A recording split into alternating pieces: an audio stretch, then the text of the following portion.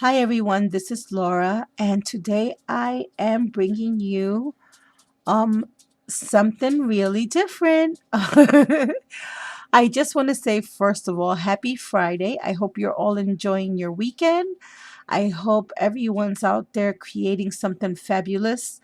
And before I get started, I just wanted to say that this is a video response for Lavish Laces design team call. And I didn't know if I was going to actually make a video for this because I had several projects that I wanted to share, but I wanted to try to at least make one project that maybe you may have not seen before or maybe not too often. One of the things that in seeing Giselle's video that I heard her mention was that she wanted us to try to uh, make our viewers see other ways that we can incorporate the rosettes and the trims and the laces. So I was thinking on this and thinking on this, and I really didn't know what to make. And then it came to me, and I just want to share with you what was the inspiration for my project. It was this little resin hat that I received in the mail from eBay that I had purchased a few weeks ago. And Mother's Day was another big influence for me because I was not feeling too well this weekend. So I was still on Mother's Day celebrating mode, and I still am. So I decided to create that. And another person who had inspired me for this project was Sharon, because Sharon made a teacup pin cushion, and I have never made a pin cushion before. So I wanted to make one and see how it came out. So without further ado, let me bring my little project out. This is my project. This is my pin cushion um, that I made. Um, and let me share with you how I made this. I purposely left the bottom of this. I will be covering this with paper, but I left it like this for the purpose of this video, just so I can go over with you real quick how I created this. Um, First, I took my, oops, sorry about that, guy. I used this template, and I took the biggest circle that I had in this template, and I created 3 circles using chipboard. And then what I did was I took this very large, and it's measured from here to here, this very large spool of thread, and I cut off the lip on both ends, on this end. And then I left a tiny little lid here, and that's where I hot glued all the chipboard pieces together. And then I glued the chipboard pieces onto there. I created another little lid here with some chipboard. I hot glued that down to leave an opening here. So then what I did was, after I constructed everything, I covered it all in laces. And I took a big piece of lace that I had in my stash, and I just mosh podged the lace, covering it completely in lace. As you can see there too, I covered the whole thing, top, bottom, all around in lace with Mosh Posh. Then I colored it with some folk art champagne, metallic champagne. Then to the bottom, I added these big, beautiful pink and white baubles so that my project would not topple over, and it would give it some stability, some weight on the bottom. Because once I fill this up with pins, I don't want it to teeter over. To the base, I added this beautiful trim that was given to me by Becca, who's Body Scrapbookera. Thank you, Becca. And she shared this beautiful, beautiful trim. The only thing was this trim was completely white. So what I did was I distressed the trim with antique linen, one of the Tim Holtz distressings, and I just painted the whole thing with antique linen.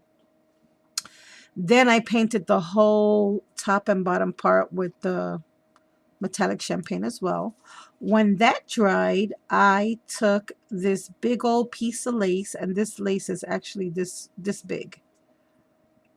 It's a very wide, big piece of lace, and it's not ruffled either. So I had to hot glue it and wrap it and glue it and try to make these little pleats so that I would get these little curvatures here. And this trim right here, this little mini rosé, is this one right here. And as you can see, it's white, as was the lace that I used. So what I did was I colored that with vintage pink and sealed with a kiss glimmer mist. Then once that was dry, I just hot glued it all on here. First the lace, then I hot glued on this beautiful ivory flower trim that I had one recently. And then to that, I added this beautiful pink mesh bling. And this was given to me by E. Moran 78, who is Alicia here on YouTube. Then to the baby rosette trims, I added this little metal embellishment, which I also added a little cameo to. Then once I finished that, I added a whole bunch of that fluffy stuff, the pillow fill stuff, and then to that I added a piece of satin material, which you can see a little bit of it peeking through here. And then what I did, once I hot glued everything down, I cut apart some of this rosé trim that was given to me by Becca, who's Brody Scrapbookera here on YouTube. Thank you, Becca. And I just hot glued several pieces onto the top.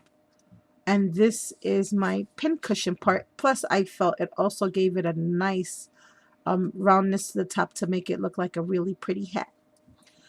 To the back of the hat, I added some flowers, some stamens, some pieces of floral trim. I added some charms, some leaves, a butterfly, and a ribbon. And I wish the camera would focus on that. I also added some of this mesh material back here from the rosé trims. I added a little shoe and a little metal mirror charm. Then to the edge of the lace, I added this small 4mm pink trim on the bottom, just to give it some extra dimension and texture to the hat so it could look flowy, just like a hat that someone would wear on Mother's Day or to church or to a social or to tea. So this is my hat, guys. Giselle, you said you wanted us to try to create or give an idea of a different way to use our rosé trims. I'm not sure if you've seen this before, but this is what I came up with. And as you can see, it does hold many, many, many pins. And I just made all these pins just for my little hat. And I made them all in pink to go with the hat. But this is my creation. I hope you're all having a blessed Friday, and I hope you enjoy your weekend. And good luck to all my friends out there who have participated for this design team call. I wish all my friends out there the best of luck. And Giselle, I thank you for the inspiration of trying to make something. Like I said, this is the first time I actually go out there and shoot for this, and I'm so happy I did. I'm happy I challenged myself. Thank you all for watching. Have a blessed evening. Bye now.